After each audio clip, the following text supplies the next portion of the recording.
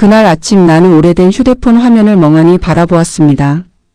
발신인은 낯선 번호였지만 문자 첫 줄에 적힌 이름 석자가 내 손을 굳게 만들었습니다. 그 이름은 내가 30년 가까이 마음 한켠에 조용히 접어두었던 사람의 이름이었습니다. 문자 내용은 짧았습니다. 누군가의 부고였고 발신인은 그 사람의 조카라고 했습니다. 나에게 알리는 것이 맞는 것 같아서 연락드린다는 말과 함께 삼촌이 오래전부터 내 연락처를 지갑 속에 간직하고 있었다는 말이 적혀 있었습니다. 나는 한참 동안 그 자리에 서 있었습니다. 아침 햇살이 창문을 비추고 있었고 냉장고 돌아가는 소리만 조용히 들렸습니다. 30년이라는 시간이 무색하게 그 이름 하나가 내 가슴 안쪽에 무언가를 건드렸습니다. 슬픔인지 놀라움인지 아니면 오래된 그리움인지 나 자신도 정확히 알 수 없었습니다. 다만 그가 그 긴 세월 동안 내 연락처를 버리지 않았다는 사실, 그것이 내 눈을 뜨겁게 만들었습니다. 우리가 헤어진 건 내가 마흔을 앞두던 해였습니다. 그 시절 우리는 서로를 깊이 좋아했지만 각자의 삶이 너무 다른 방향으로 흘러가고 있었습니다. 나는 아이들 곁에 남아야 했고 그는 지방으로 내려가야 했습니다. 아무도 나쁘지 않았고 아무도 잘못하지 않았습니다. 그저 타이밍이 우리 편이 아니었을 뿐입니다. 그렇게 우리는 말없이 멀어졌고 나는 일상으로 돌아갔고 세월이 흘렀습니다. 그런데 그는 내 연락처를 지갑 속에 넣어두고 살았던 것입니다. 아마 그것도 낡고 바랜 종이 쪼가리였겠지요. 어쩌면 몇 번이나 지갑을 바꾸면서도 그 종이만큼은 옮겨 넣었을 것입니다. 그 생각을 하자 나는 그만 주저앉고 싶었습니다. 그 마음이 얼마나 외롭고 따뜻했을지가 한꺼번에 밀려왔기 때문입니다. 우리 나이가 되면 이런 일이 생깁니다. 느닷없이 과거가 현재 속으로 걸어 들어옵니다. 부고라는 형태로 오래된 사진 한 장으로 혹은 우연히 들은 노래 한 소절로. 그리고 그 순간 우리는 시간이 얼마나 빨리 흘렀는지, 그 시간 속에 우리가 무엇을 붙잡고 무엇을 놓쳤는지를 새삼스럽게 깨닫게 됩니다. 나는 그날 오전 내내 멍하게 앉아 있다가 결국 그 조카에게 짧은 답장을 보냈습니다. 삼가 고인의 명복을 빕니다. 라는 말과 함께 그분이 참 따뜻한 분이셨다는 말을 덧붙였습니다. 발인 날짜를 물어볼까 몇 번이나 망설였지만 결국 묻지 않았습니다. 가야 할지 말아야 할지 판단이 서지 않았기 때문입니다. 시니어의 인간관계는 이런 순간들로 가득합니다. 단순히 새로운 관계를 맺는 것이 아니라 오래된 관계들이 불쑥 되살아나는 것입니다. 그 관계들은 어떤 감정을 품고 있느냐에 따라 우리를 무너뜨리기도 하고 반대로 살아있다는 감각을 되찾게 해주기도 합니다. 중요한 것은 그 감정을 억누르지 않는 것입니다. 나이가 들수록 감정을 눌러두는데 익숙해지는 경향이 있습니다. 흐르는 것은 흘려야 한다고 스스로를 설득하면서요. 하지만 억누른 감정은 사라지는 것이 아니라 몸 어딘가에 쌓입니다. 나는 그날 저녁 오래된 일기장을 꺼냈습니다. 30년 전 내가 써 내려간 글들을 다시 읽었습니다. 그 시절 내가 얼마나 치열하게 살았는지, 얼마나 많이 웃고 울었는지가 고스란히 담겨 있었습니다. 그리고 거기에는 그 사람과의 기억도 있었습니다. 잠깐 들렀던 찻집, 처음으로 손을 잡았던 날의 기분, 헤어지던 날 말하지 못했던 것들. 나는 그 일기를 읽으면서 한 가지를 깨달았습니다. 그 사람에 대한 감정은 지금 이 순간에도 나를 해치지 않는다는 것이었습니다. 오히려 그 기억은 내가 그 시절 살아있었다는 증거였고 내가 누군가를 진심으로 아꼈다는 증거이기도 했습니다. 그것은 부끄러운 일이 아니었습니다. 감추어야 할 일은 더더욱 아니었습니다. 시니어가 되면 과거의 관계를 어떻게 다루느냐가 현재의 정서적 건강과 직결됩니다. 오래된 감정을 무조건 지우려 하지 마십시오. 그것은 당신이 살아온 삶의 일부이고 당신이 어떤 사람인지를 말해주는 조각입니다. 다만 그 감정에 지배당하지 않는 것이 중요합니다. 그것을 조용히 들여다보고 충분히 느끼고 그 자리에 놓아두는 연습이 필요합니다. 과거를 억지로 끊어내는 것도 문제이지만 과거 속에서 헤어나오지 못하는 것도 마찬가지입니다. 나는 그날 밤 그 사람이 내 연락처를 지갑에 넣고 살았다는 사실을 오래 생각했습니다. 그것이 나에 대한 그리움이었을 수도 있고 그저 버리지 못한 습관이었을 수도 있습니다. 어쩌면 언젠가 한 번쯤 연락해 보려다 매번 용기를 내지 못했을 수도 있습니다. 그 이유는 이제 알 수 없습니다. 하지만 나는 그 이유를 굳이 알아야 할 필요도 없다고 생각했습니다. 중요한 것은 그가 살아있던 동안 내 기억 속 어딘가에서 나를 떠올렸다는 사실이고 나 역시 마찬가지였다는 사실입니다. 그 교차점만으로도 충분했습니다. 사람과 사람 사이의 인연은 꼭 다시 만나야만 완성되는 것이 아닙니다. 서로의 마음속에 살아있었다는 것, 그것으로 인연은 이미 이어져 있었던 셈입니다. 나이가 들면 관계에 대한 시각이 달라집니다. 젊을 때는 관계가 현재와 미래 중심이었습니다. 이 사람과 앞으로 어떻게 될까? 이 관계가 나에게 무엇을 줄 수 있을까? 하지만 시니어가 되면 관계는 과거까지 풍게됩니다. 그리고 그 과거를 어떻게 대하느냐가 현재의 나를 얼마나 편안하게 만드느냐와 연결됩니다. 나는 그 이후로 며칠 동안 그 사람을 위해 조용히 기도했습니다. 잘 가십시오 라는 말과 함께. 그리고 내 마음속에서 그 사람의 자리를 다시 한번 정리했습니다. 지우는 것이 아니라 정리하는 것입니다. 고맙다는 말과 함께 그 기억을 마음의 한켠에 조용히 앉혀두는 것. 그것이 내가 그날 배운 것이었습니다. 우리가 살아가면서 스쳐 지나간 사람들은 모두 우리의 일부입니다. 그 사람들이 지금 어디에 있든 혹은 더 이상 이 세상에 있지 않더라도 그들이 나에게 남긴 감정과 기억은 나를 만든 재료들입니다. 그것을 소중히 여기는 것이 곧 나 자신을 소중히 여기는 일입니다. 빈소에 가지 않기로 결정했던 날 밤 나는 좀처럼 잠을 이루지 못했습니다. 천장을 바라보면서 내 선택이 맞는 것인지 계속 물었습니다.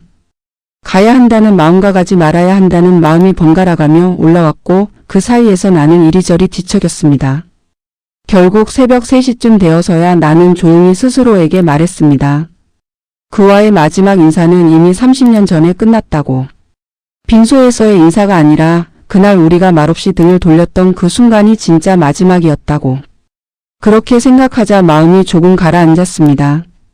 사람들은 흔히 마무리를 지어야 한다고 말합니다.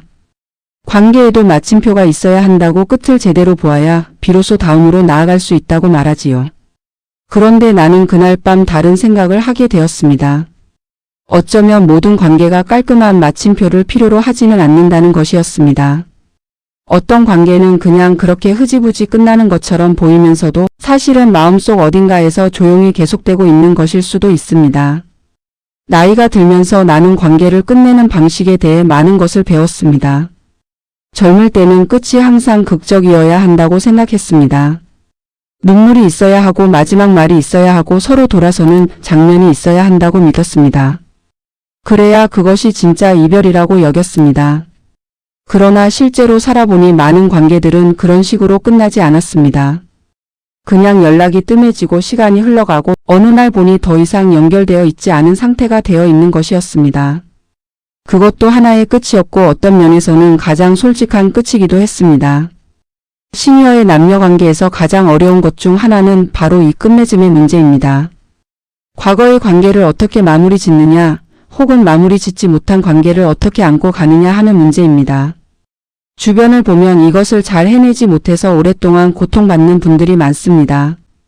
누군가는 수십 년 전에 헤어진 사람을 지금도 원망하며 살고 또 누군가는 그때 좀 더 용기를 냈더라면 하는 후회를 평생 안고 삽니다. 그 무게가 현재의 삶을 얼마나 무겁게 만드는지 당사자는 잘 모르는 경우가 많습니다. 나는 이런 이야기를 들을 때마다 한 가지 말을 꼭 드리고 싶습니다. 그 사람을 향한 감정을 정리하는 것과 그 사람을 지우는 것은 전혀 다른 일이라는 것입니다. 정리한다는 것은 그 감정을 내 삶 안에서 적절한 자리에 두는 것입니다. 너무 앞자리에 두어서 현재를 가리지 않도록, 그렇다고 너무 억지로 꺾어서 없애버리려 하지 않도록. 그 감정이 내 삶의 한 챕터였음을 인정하고 그 챕터를 닫은 채로 다음 페이지로 넘어가는 것입니다. 그 보고 문자를 받은 지 열흘쯤 지났을 때 나는 오랜 친구에게 이 이야기를 털어놓았습니다. 그 친구는 나보다 2살 위였고 비슷한 나이에 이혼을 경험한 사람이었습니다. 그는 내 이야기를 끝까지 들으면서 아무 말도 하지 않았습니다. 그리고 한참 뒤에 이렇게 말했습니다. 그 사람이 연락처를 간직하고 있었다는 게 왜 그렇게 마음에 걸리냐고. 어쩌면 그건 그 사람이 너를 붙잡고 있었던 게 아니라 그냥 그 시절에 자기 자신을 붙잡고 있었던 것일 수도 있다고. 그 말이 묘하게 마음에 남았습니다. 맞는 말이었습니다. 사람들은 때로 과거의 인연을 붙들면서 사실은 그 시절에 자기 자신을 붙드는 것입니다. 그때의 설렘, 그때의 에너지, 그때의 가능성. 연락처 한 장이 그것들을 상징하는 것일 수 있습니다. 그렇다면 그가 내 연락처를 지닌 것은 나에 대한 집착이 아니라 그 시절 살아있던 자기 자신에 대한 그리움이었을 수 있습니다. 이 관점은 나에게 작은 해방감을 주었습니다. 그리고 동시에 나 자신을 돌아보게 했습니다. 나 역시 그 사람을 생각할 때 진짜 그 사람을 그리워하는 것인지 아니면 그 시절에 내가 느꼈던 감정들을 그리워하는 것인지를 구분하지 못하고 있었던 것 같습니다. 우리는 종종 사람을 그리워하는 척하면서 사실은 시간을 그리워하는 것입니다. 젊음을 그리워하고 가능성을 그리워하고 아직 아무것도 닳지 않았던 그 시절을 그리워하는 것입니다. 시니어의 감정은 이렇게 복잡하게 얽혀 있습니다. 표면에 보이는 것이 전부가 아닙니다. 그래서 시니어의 남녀관계 혹은 과거 관계와의 마주침을 단순히 미련이나 집착으로 판단해서는 안 됩니다. 그 안에는 훨씬 더 깊은 층위의 감정들이 있습니다. 그것을 섬세하게 바라볼 수 있어야 비로소 자기 자신을 제대로 이해할 수 있습니다. 나는 그 친구와 오랜 시간 이야기를 나눈 후 집으로 돌아오면서 한결 가벼운 마음이 되었습니다. 무언가를 해결했기 때문이 아니었습니다. 오히려 아무것도 해결하지 않았지만 그냥 그대로 두어도 괜찮다는 것을 받아들였기 때문이었습니다. 풀리지 않은 감정들을 억지로 풀려고 하지 않아도 된다는 것, 그냥 그 감정이 거기 있다는 것을 인정하고 함께 걸어가도 된다는 것을 알았기 때문입니다. 이것이 시니어의 지혜입니다. 모든 것에 답을 내리려 하지 않는 것, 불편한 감정을 빨리 치우려 하지 않는 것, 대신 그것과 함께 앉아서 그것이 나에게 무엇을 말하려는지를 조용히 듣는 것. 그 자세 하나가 나이 들수록 삶을 훨씬 더 유연하게 만들어줍니다. 관계도 마찬가지입니다. 지금 당장 어떤 결론을 내리지 않아도 됩니다. 과거의 인연을 어떻게 정의해야 할지 모르겠다면 그냥 그대로 놔두어도 됩니다. 중요한 것은 그 인연이 지금 나를 얼마나 평화롭게 혹은 불편하게 만드는가입니다. 평화롭다면 그 기억은 좋은 자리에 있는 것입니다. 불편하다면 그것이 무엇을 건드리는지를 한번 들여다볼 필요가 있습니다. 나는 그날 이후 매일 아침 잠깐씩 그 사람을 떠올렸습니다. 그리고 속으로 말했습니다. 좋은 곳에 있기를 바란다고. 그 짧은 인사가 나를 하루를 시작하는데 이상하게도 도움이 되었습니다. 누군가를 위한 기도나 바람은 결국 자기 자신을 위한 것이기도 하니까요. 그렇게 몇 주가 지나면서 나는 조금씩 일상으로 돌아갔습니다. 아침에 일어나 커피를 끓이고 산책을 나가고 장을 보고 저녁을 준비했습니다. 겉으로 보면 아무것도 달라진 것이 없는 하루하루였습니다. 그러나 내 안에서는 무언가가 조용히 바뀌고 있었습니다. 마치 오래된 서랍을 정리한 것처럼 뒤엉켜 있던 것들이 제자리를 찾아가는 느낌이었습니다. 그 즈음 나는 동네 복지관에서 열리는 글쓰기 모임에 나가기 시작했습니다. 딱히 글을 잘 쓰고 싶어서가 아니었습니다. 그냥 사람이 그리웠습니다. 누군가와 같은 공간에 앉아서 같은 무언가를 함께 하고 싶었습니다. 모임에는 60 초반부터 70 중반까지 다양한 연령대의 분들이 모여 있었고 절반 이상이 혼자 사는 분들이었습니다. 처음 몇 번은 그냥 듣기만 했습니다. 다들 자기 이야기를 글로 써서 읽어주었는데 그 내용들이 놀라울 만큼 비슷했습니다. 젊은 시절의 후회, 다시 보고 싶은 사람, 말하지 못하고 삼킨 감정들. 나이와 환경은 달랐지만 사람들이 품고 있는 것들은 어딘가 닮아 있었습니다. 그것을 보면서 나는 내가 혼자만 이런 감정을 안고 사는 게 아니라는 것을 새삼 깨달았습니다. 그 모임에서 한 남성분을 알게 되었습니다. 68이라고 하셨는데 10년 전에 아내를 먼저 떠나보낸 분이었습니다. 조용하고 말수가 적었지만 글은 참 솔직하게 쓰셨습니다. 어느 날 그분이 읽어준 글에는 아내가 없어진 후 처음 몇 년간 다른 여성을 만나는 것 자체가 두려웠다는 내용이 담겨 있었습니다. 아내에 대한 미안함도 있었고 새로운 감정이 생기는 것이 자신을 배신하는 것처럼 느껴졌다는 것이었습니다. 나는 그 글을 들으면서 가슴이 먹먹해졌습니다. 그분만의 이야기가 아니었기 때문입니다. 시니어가 새로운 관계를 시작할 때 가장 먼저 맞닥뜨리는 장벽이 바로 그 죄책감입니다. 오래 함께한 사람이 세상을 떠났거나 혹은 긴 결혼 생활 끝에 혼자가 되었을 때 다시 누군가에게 마음이 가는 것을 스스로 허락하지 못하는 것입니다. 마치 그것이 지난 세월을 부정하는 행위처럼 느껴지는 것이지요. 그러나 나는 그것이 오해라고 생각합니다. 새로운 감정이 생긴다는 것이 과거의 사랑을 지운다는 의미가 아닙니다. 사람의 마음은 그렇게 단순하게 작동하지 않습니다. 우리는 동시에 여러 개의 사랑을 품을 수 있고 새로운 따뜻함을 받아들이면서도 과거의 소중한 기억을 그대로 간직할 수 있습니다.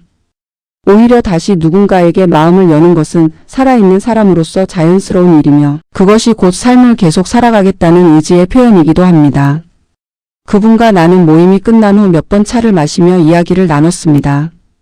처음에는 글쓰기 이야기를 했고 나중에는 살아온 이야기를 했습니다. 서로 조심스럽고 천천히 마치 얼어있는 길을 조심조심 걷듯이 이야기를 나눴습니다.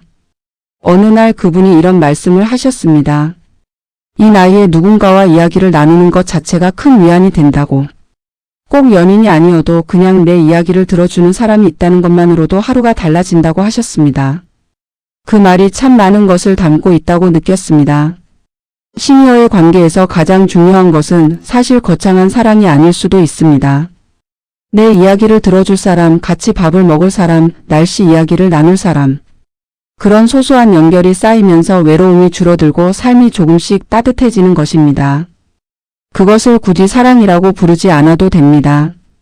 관계 자체가 치유가 되는 것입니다. 그러나 동시에 나는 시니어의 관계가 가진 복잡함도 잘 알고 있습니다. 자녀들의 시선이 있습니다.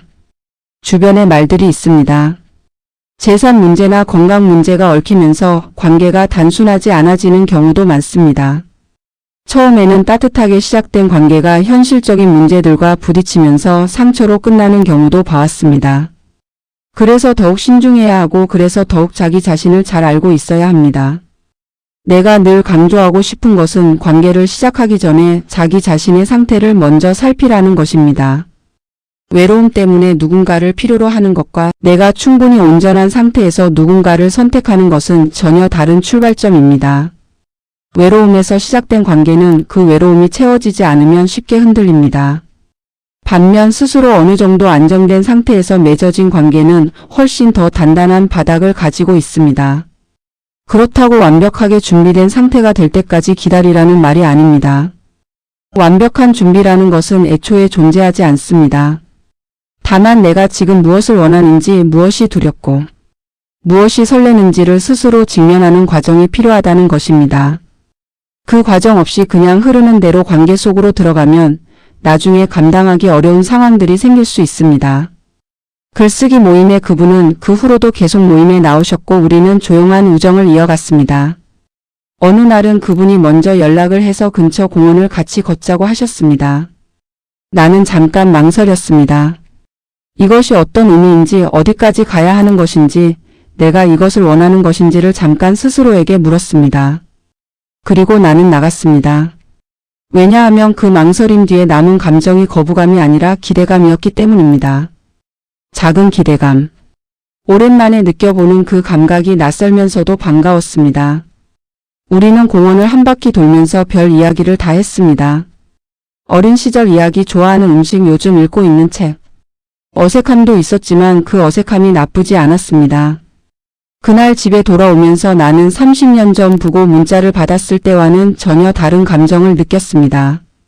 그때가 과거를 마주하는 것이었다면 이날은 현재를 살아가는 것이었습니다. 그 차이가 분명하게 느껴졌습니다. 과거는 내가 살아온 곳이고 현재는 내가 살고 있는 곳입니다. 그리고 나는 살고 있는 곳에서 계속 살아가야 한다는 것을 그날 다시 한번 확인했습니다. 그 공원 산책 이후로 우리는 한 달에 2~3번 정도 만났습니다. 특별한 약속이 있는 것도 아니었고 어디를 꼭 가야 한다는 계획도 없었습니다. 그냥 날씨가 좋으면 걷고 비가 오면 근처 카페에 앉아 차를 마셨습니다. 그 만남이 점점 자연스러워지면서 나는 한 가지를 느꼈습니다. 이 나이의 관계는 젊을 때와 속도가 달라야 한다는 것이었습니다. 젊을 때는 관계가 빠르게 깊어지는 것을 당연하게 여겼습니다. 처음 만난 지 얼마 되지 않아 매일 연락하고 빠르게 감정을 확인하고 관계를 정의하려 했습니다. 그것이 열정의 증거라고 생각했습니다. 하지만 이 나이가 되고 나서야 알게 되었습니다. 빠른 것이 깊은 것이 아니라는 것을. 오히려 천천히 쌓이는 것이 훨씬 더 단단하다는 것을. 시니어의 관계에서 속도를 조절하는 것은 단순한 조심성이 아닙니다. 그것은 서로를 진짜로 알아가기 위한 배려입니다. 오랜 세월을 살아온 사람에게는 저마다 두꺼운 삶의 켜가 있습니다. 상처도 있고 습관도 있고 지키고 싶은 것들도 있습니다. 그것을 무시하고 빠르게 가까워지려 하면 어느 순간 서로가 감당하기 어려운 지점에 부딪힙니다. 천천히 가는 것은 소극적인 태도가 아니라 오히려 성숙한 태도입니다. 그분과 나는 서로의 과거에 대해 조금씩 이야기를 꺼냈습니다. 한 번에 다 말하는 것이 아니라 만날 때마다 조금씩 꺼내놓는 방식이었습니다. 어느 날은 그분이 아내와 마지막으로 함께 갔던 여행 이야기를 했습니다. 목소리가 잠깐 흔들렸지만 끝까지 이야기했습니다. 나는 그 이야기를 조용히 들었습니다. 위로의 말을 찾으려 하지 않았습니다. 그냥 들었습니다. 그것이 이 나이의 관계에서 가장 중요한 기술 중 하나라는 것을 나는 이제 압니다. 잘 듣는 것. 고쳐주려 하지 않고 판단하지 않고 빨리 다음 이야기로 넘어가려 하지 않고 그냥 그 사람의 말이 충분히 공간을 차지하도록 두는 것. 시니어들이 가장 목말라 하는 것이 바로 이것입니다. 내 말을 끝까지 들어주는 사람. 그것만으로도 관계는 깊어집니다. 그런데 어느 날 나는 예상하지 못한 상황을 만났습니다. 그분의 딸이 우리가 만나는 것을 알게 된 것이었습니다. 그분이 조심스럽게 그 이야기를 꺼냈을 때 나는 딸이 어떤 반응을 보였는지 물었습니다. 그분은 잠깐 말을 고르다가 딸이 탐탁지 않아 한다고 했습니다. 아버지가 새로운 관계를 맺는 것에 대한 불편함이었고 어머니에 대한 미안함을 대신 표현하는 것이기도 했습니다. 나는 그 이야기를 들으면서 복잡한 감정이 들었습니다. 섭섭함도 있었고 한편으로는 충분히 이해가 되기도 했습니다. 자녀 입장에서는 부모가 새로운 사람을 만나는 것이 단순하게 받아들여지지 않을 수 있습니다. 특히 오랜 세월 함께한 부모 중 한 분이 돌아가신 지 얼마 되지 않은 상황이라면 더욱 그렇습니다. 그 감정은 틀린 것이 아닙니다. 다만 그 감정이 부모의 삶 전체를 가로막아서는 안 된다는 것이 문제입니다. 시니어의 관계에서 자녀 문제는 생각보다 훨씬 자주 그리고 크게 영향을 미칩니다. 어떤 분들은 자녀의 반대 때문에 좋은 인연을 포기하기도 하고 어떤 분들은 자녀에게 숨기고 만나다가 나중에 더 큰 갈등이 생기기도 합니다. 어느 쪽도 이상적이지 않습니다. 그래서 이 문제는 처음부터 어느 정도 방향을 잡아두는 것이 중요합니다. 내가 생각하는 현명한 방법은 자녀에게 설득하려 하기보다 충분한 시간을 주는 것입니다. 자녀의 반대는 대부분 두려움에서 비롯됩니다. 낯선 사람이 가족 안으로 들어오는 것에 대한 두려움, 재산이나 유산 문제에 대한 걱정, 그리고 돌아가신 부모에 대한 그리움이 뒤섞인 복잡한 감정들. 이것을 논리로 설득하려 하면 오히려 갈등이 깊어집니다. 대신 서두르지 않고 천천히 자연스럽게 보여주는 것이 훨씬 효과적입니다. 이 관계가 가족을 해치는 것이 아니라는 것을 말이 아닌 시간으로 증명하는 것입니다. 그분은 딸과 긴 대화를 나눴다고 했습니다. 억지로 이해시키려 하지 않고 그냥 아버지도 외롭다는 것, 누군가와 이야기를 나누는 것이 요즘 얼마나 큰 힘이 되는지를 솔직하게 말했다고 했습니다. 딸은 그 자리에서 바로 마음을 바꾸지는 않았지만 더 이상 반대 이야기는 하지 않았다고 했습니다. 그것으로 충분하다고 그분은 말했습니다. 나는 그 태도가 참 지혜롭다고 생각했습니다. 완전한 이해를 요구하지 않는 것. 상대가 내 선택을 전적으로 지지해 주지 않더라도 최소한 방해하지 않는 선에서 받아들이는 것. 그것이 현실에서 가능한 최선인 경우가 많습니다. 특히 가족 관계에서는 더욱 그렇습니다. 모든 것을 완벽하게 해결하려 하면 아무것도 앞으로 나아가지 못합니다. 그날 이후 나는 내 아이들에 대해서도 생각해 보았습니다. 만약 내가 누군가와 본격적인 관계를 시작하게 된다면 아이들은 어떻게 받아들일까? 나는 아직 그 상황이 아니었지만 미리 한 번쯤 생각해 두는 것이 필요하다는 것을 느꼈습니다. 관계가 어느 정도 깊어진 다음에야 자녀에게 알리는 것보다 처음부터 자연스럽게 내 일상 안에 녹여가는 것이 훨씬 덜 충격적일 수 있습니다. 그리고 무엇보다 중요한 것은 내 삶의 주인이 나라는 사실을 잊지 않는 것입니다. 자녀를 사랑하고 그 마음을 존중하되 내 인생의 방향을 자녀가 결정하도록 두어서는 안 됩니다. 이것은 이기적인 태도가 아닙니다. 부모가 행복해야 자녀도 진정으로 편안해질 수 있습니다. 외로움과 고립 속에서 억지로 버티는 부모를 보는 자녀가 진정으로 행복할 수는 없습니다. 나는 이 모든 생각들을 정리하면서 한 가지 다짐을 했습니다. 어떤 관계가 되든 그것을 두려움으로 시작하지 않겠다는 것이었습니다. 자녀의 시선이 두려워서, 주변의 말이 두려워서, 상처받을까봐 두려워서가 아니라 진심으로 이 시간을 살아가고 싶다는 마음으로 관계를 대하겠다고. 그 다짐을 하고 나서 나는 한동안 스스로를 좀 더 세심하게 들여다보았습니다. 관계를 어떻게 맺을 것인가를 고민하기 전에 나 자신이 지금 어떤 상태인지를 먼저 알아야 한다고 생각했기 때문입니다. 거울 앞에 서는 것처럼 솔직하게 나를 바라보는 시간이 필요했습니다. 나는 혼자 있는 시간이 많아진 이후로 내가 무엇을 좋아하는지, 무엇을 할 때 진짜 편안한지를 다시 알아가는 중이었습니다. 오랫동안 누군가의 아내로, 누군가의 엄마로, 누군가의 며느리로 살다 보면 나 자신의 취향과 감정이 어느 순간 흐릿해져 있습니다. 그것을 다시 찾는 과정이 생각보다 시간이 걸렸습니다. 좋아하는 음악이 무엇인지, 어떤 날씨에 기분이 좋은지, 어떤 사람 곁에 있을 때 숨이 편안한지, 이런 것들을 하나씩 다시 확인해가는 것이 사실은 새로운 관계를 위한 가장 중요한 준비였습니다. 자기 자신을 모르는 상태에서 관계를 맺으면 상대에게 나를 맞추게 됩니다. 그 사람이 좋아하는 것을 좋아하는 척하고, 불편한 것을 편한 척하고, 싫은 것을 괜찮은 척합니다. 처음에는 그것이 배려처럼 느껴지지만 시간이 지나면 피로가 쌓입니다. 그리고 어느 순간 나도 모르게 관계가 억압적으로 느껴지기 시작합니다. 그것은 상대의 문제가 아니라 내가 나를 지우면서 시작된 문제입니다. 시니어의 관계에서 자기 자신을 지키는 것은 특히 더 중요합니다. 젊을 때는 어느 정도 자신을 유보하면서 맞춰가는 것이 가능했습니다. 에너지도 있었고 앞으로 조율해갈 시간도 충분했습니다.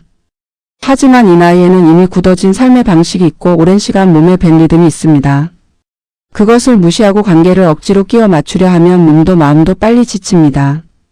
그래서 처음부터 나를 제대로 표현하는 것이 훨씬 현명합니다. 표현한다는 것이 자기 주장을 강하게 한다는 의미가 아닙니다. 나는 이런 사람이고 이런 것을 좋아하고 이런 것은 힘들다는 것을 자연스럽게 드러내는 것입니다. 그것을 받아들이는 사람이라면 함께 갈 수 있는 사람이고 그것이 불편하다면 처음부터 맞지 않는 것입니다. 그 판단을 빨리 할 수 있게 해주는 것이 바로 솔직한 자기 표현입니다. 시간을 낭비하지 않는 가장 좋은 방법이기도 합니다. 글쓰기 모임에 그분과 나는 그 이후로도 한동안 만남을 이어갔습니다. 어떤 날은 서로 1시간 넘게 이야기를 나눴고 어떤 날은 그냥 나란히 앉아서 각자 책을 읽기도 했습니다. 말이 없어도 불편하지 않은 사이가 된다는 것이 어떤 의미인지 나는 그 시간들을 통해 다시 배웠습니다. 침묵이 편안하다는 것은 관계가 어느 수준에 이르렀다는 증거입니다. 젊을 때는 침묵이 두려웠습니다. 무슨 말을 해야 하나, 이 사람이 지루해하는 건 아닐까 걱정했습니다. 하지만 이 나이에는 함께 있는 것 자체가 충분할 수 있다는 것을 압니다. 관계가 반드시 어딘가를 향해 달려가야 한다는 강박도 이 나이에는 내려놓을 수 있어야 합니다. 젊을 때의 관계는 늘 다음 단계를 향해 나아가야 했습니다. 만나다가 사귀고 사귀다가 결혼하고 관계의 방향과 목적지가 있어야 한다고 생각했습니다. 하지만 시니어의 관계는 꼭 그런 방식이어야 할 필요가 없습니다. 지금 이 순간이 좋다면 그것으로 충분할 수 있습니다. 오늘의 따뜻함이 내일의 보장 없이도 같이 있을 수 있습니다. 물론 함께 살기를 원하는 분들도 있고 법적인 결합을 원하는 분들도 있습니다. 그것이 잘못된 것이 아닙니다.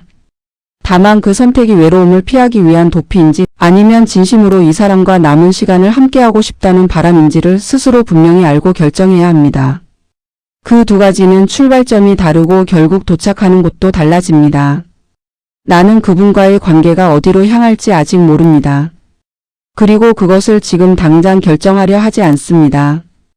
지금은 그냥 이 만남이 나에게 좋다는 것을 압니다. 그분 곁에 있으면 나도 모르게 말이 많아지고 돌아오는 길에 발걸음이 가볍습니다. 그것이면 충분합니다. 적어도 지금 이 계절에는. 살아온 날들을 돌아보면 나는 참 많은 관계를 거쳐왔습니다.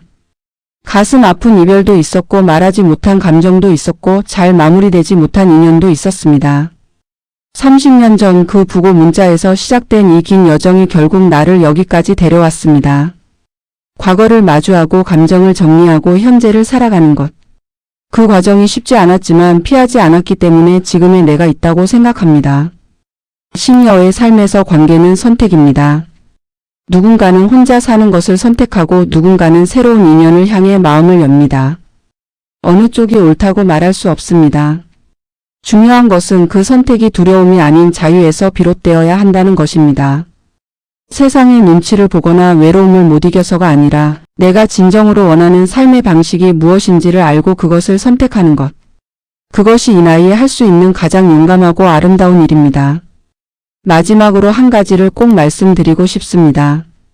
나이가 든다는 것이 감정이 무뎌진다는 의미가 아닙니다. 오히려 오래 살수록 감정은 더 깊어지고 더 정교해집니다. 젊을 때는 감정의 크기가 중요했다면 이제는 감정의 깊이가 중요합니다. 폭풍처럼 몰아치는 설렘이 아니라 잔잔하지만 흔들리지 않는 따뜻함. 그것이 시니어의 감정이 가진 진짜 힘입니다. 그 힘을 믿으십시오. 나이 든 마음이 느끼는 감정은 결코 덜하지 않습니다. 다만 다를 뿐입니다. 그 다름 속에 이 나이만이 가질 수 있는 깊이와 성숙함이 담겨 있습니다. 그것을 부끄러워하지 말고 숨기지 말고 있는 그대로 꺼내어 살아가시기 바랍니다. 남은 계절이 얼마이든 그 계절을 온전히 살아내는 것이 우리에게 주어진 가장 소중한 과제입니다.